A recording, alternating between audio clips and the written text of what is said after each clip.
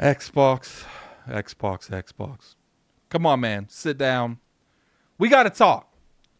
Because what I'm seeing, I feel like you guys aren't on the same page.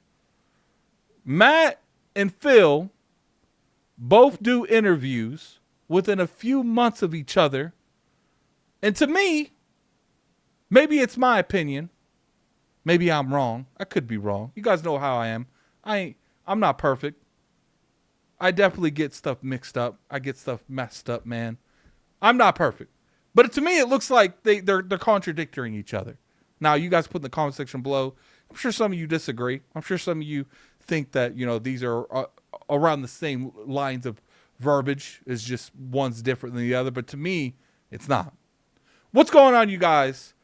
Gaming Ad here, coming at you another video. Today, we're going to be talking about Xbox and just exactly what's going on with the landscape of the business in my perspective.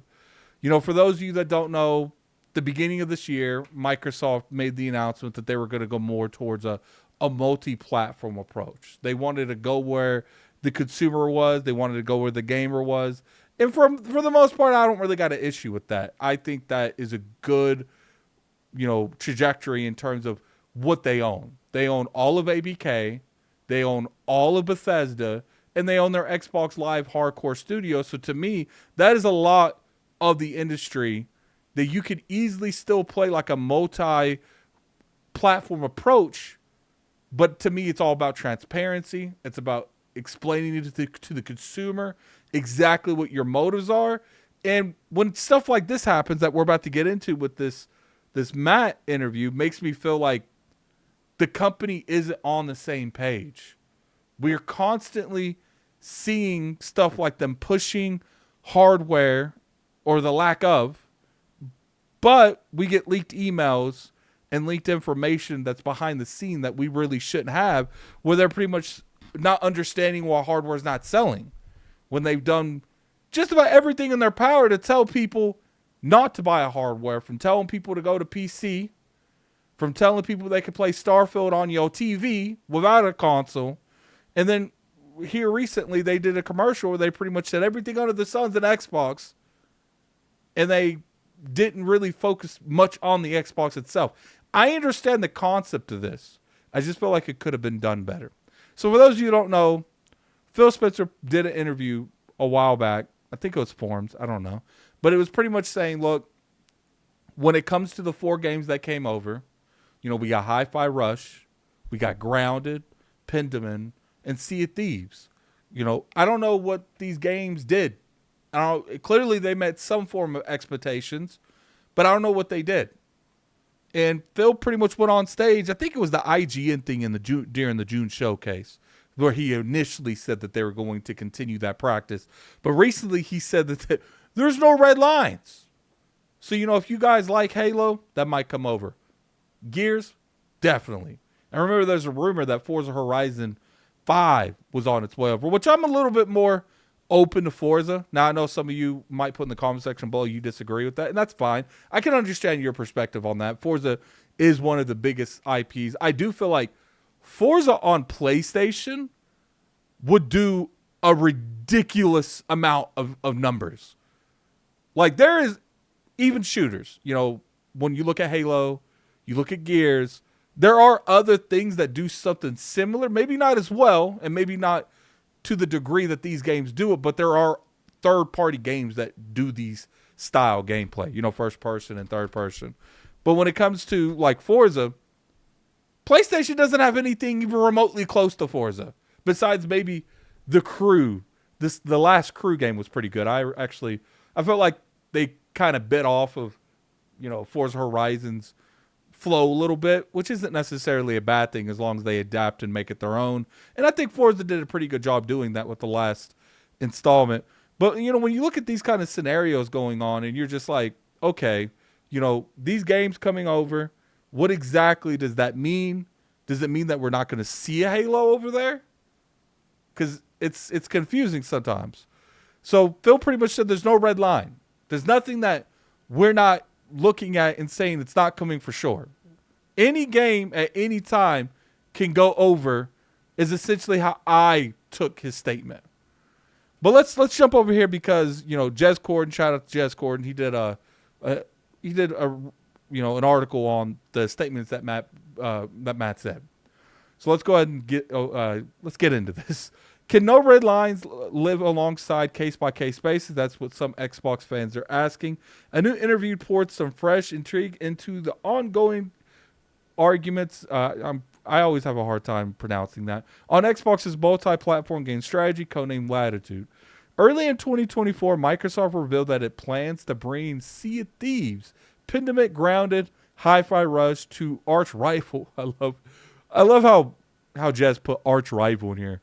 Arch Rival PlayStation at the time. Microsoft said the plans for those 4 games only, which I think we can all admit we knew that it was going to be more than those 4 games. I don't think anyone that keeps up with this stuff was naive enough to think that it was only going to be those 4 games.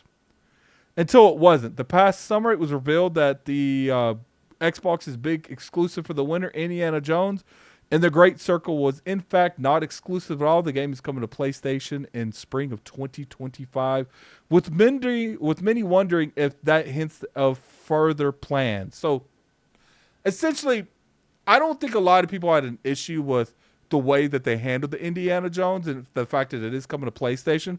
I do feel like it should have been like a 6-month exclusivity. That's just my opinion personally, or even a year, just to give a little bit of value to the Xbox plan. Because to me, maybe you guys could put in the comment section below, but I feel like 3 months, that's not enough time. There are people that will wait 3 months, 6 months, and there are people that won't wait 3 months, but there are a lot of people that will. But 6 months, gamers that actually game and are excited to play games, a lot of them's not waiting 6 months. In a year, tough luck.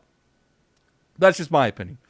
Naturally, many Xbox wonder if its iconic games like Halo, Gears, and Forza would eventually hit PlayStation 2. It's been a bitter pill for many, given Phil Spencer himself testified under oath during the Activision acquisition that the PlayStation users use the funds it gets from the Xbox game that are already on the PlayStation, like Minecraft, to cut timed exclusivity deals that harm Xbox as the challenger platform. Sony's first-party output was relatively light this year, but it had a lot of success, regardless, thanks to publishing deals with games like Helldivers 2 and the timed third-party console exclusive like Black Myth Wukong. So, Black Myth Wukong, there is a lot of, doubt on whether or not that PlayStation money bag that thing. I'm not going to sit here and tell whether it is one way or the other. I don't know. I feel like there was some kind of behind the scenes exchange of a handshake or something. I don't know if it was anything, in terms of actual paperwork. I don't know. Stuff like that. It is what it is. Xbox lead Phil Spencer retaliated a few weeks ago that there were no red lines regarding what games could eventually go multi-plat. I literally just wrote Microsoft is pushing for no red lines when I outlined what I heard about Latitude internally back in May. Though I did also know on the Xbox 2 just recently that Microsoft's also viewed its multi-platform strategy through a case-by-case lens. Matt Booty recently described the strategy as such internal town meeting, whereas yet seen Fable Combat was also presented to the staff. It looks awesome, by the way. Indeed, it's not the first time the phrase case by case has been used as such event in publicity, but Booty retaliated again with such recent interview. Speaking with Variety, Xbox Games lead Matt Booty offered a statement that some have taken into context based on CEO Phil Spencer's recent comments about no red lines.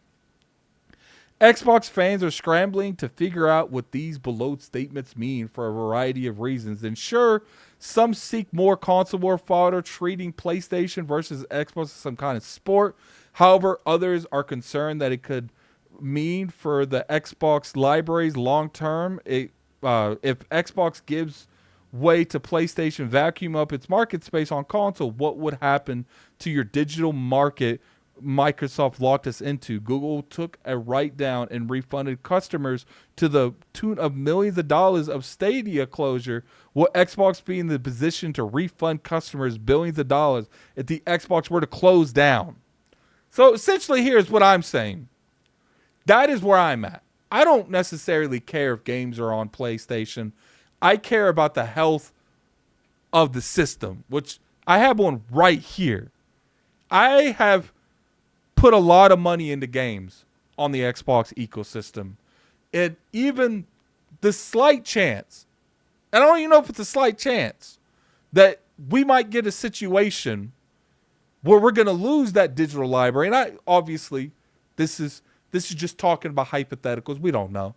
I don't like that thought to even think that that could happen.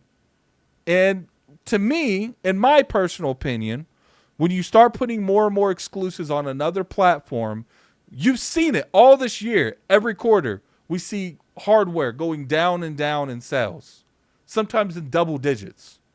So when you're looking at this, you mean to tell me in a corporate world, you're going to look at me straight in the face and say Microsoft will continue to put out a platform, a console, even if it doesn't make them money? I don't know. Maybe they'll offset some of the costs from other regions and they'll do that. And I guess that is a possible thing that they can do. But I'm going to be honest, when it comes to corporate, I don't look at it like that, man. I look at they will cut no matter what it takes as long as they can get where they need to go. So let's read Matt Booty's comments. We are very much making exclusivity and windowing a decision on a game-by-game basis. Matt Booty said, as noted, this isn't out of step with what Microsoft has previously said, but it taking Phil Spencer's red lines comment out of step, I'd say no. The case-by-case reality is so much of a philosophical red or green line, but some of the real-world reality that Microsoft teams are just not set up. Man, I said to simultaneously release on multiple platform development at least. Many of them don't have PlayStation dev kits. Many of them don't have personal or even relationships with Sony ports and will likely still happen. But it would be after the fact that many studios, for now at least, simultaneously multi-platform development is not in the budget. And that's what Matt Booty is describing here. Now, look, I'm going to put this in the comment section below. Definitely go check this out. You could see all of the article. Shout out to Jez Cordon. It's always does a good job when it comes to stuff like that. But my issue with this whole scenario is I just want the platform to be healthy. I want it to sell well. And if they go more multi-plat, but they have a hardware that you could play the games on and they're willing to offset indefinitely or however long consoles are around to protect my library interest and my digital library, I'm okay with it. But like I said, I don't know. Because when it comes to corporate, we see them laying off thousands of people just to make their quarterly profits. I don't got a lot of faith when it comes to corporate, as you can tell. As far as them both, like here's my thing. You got one person saying there's no red lines, and one person say, well, it's case by case. Could both be true, I guess. But to me, those are on the opposite agendas of each other. How are you going to have case by case when you're saying the floodgates are open? Case by case is, okay, we're going to look at these 5 games. Maybe one of them will go. Red line means all of them can go at any time. Now, maybe Phil is saying there's no game on the market that we won't put on PlayStation. And you have Matt Booty saying it's a case by case on those games, which I guess that's a possibility. But to me, you can't have one and not the other. Because you can't have one and the other, because if you have no red line where any game could go over there anytime, what's the point at that point? Why do we even have case by case if everything's going? Because that's what I see. No red line. That means at any time, don't be disappointed if you see Halo go over there. Disappointed if you see Gears go over there. Because they're saying there's no red line. Eventually, all these games will go over there. That's my mindset. But when you look at something like Matt Booty saying, it sounds like Matt Booty saying, look, not all these games are going over to PlayStation. We're going to look at every game case by case, and some will put over there. But to me, how do you have case by case and you're willing to just open the floodgates and let anything go? I don't know. That's just me. I'm sure some of you disagree in the comment section below, and that's fine. You know, I've never completely agreed with my community on anything one for one, and I respect that. But hey, put in the comment section below what you guys feel about this. I'm very curious to your guys' opinion. If you guys enjoyed the video, definitely hit that like button. It's always appreciated. You can always sub to the channel. We make weekly content over here. Probably the next couple weeks, we'll probably be doing like 3 videos a week. Obviously, some of the, you know, news and stuff that comes out isn't necessarily popping right now. But I appreciate everyone coming through. And until next time, this is Gaming Addict. I'm out of here. Peace. Whoo! It's going to be a crazy year. 2025 is going to be intense. You guys have a good one.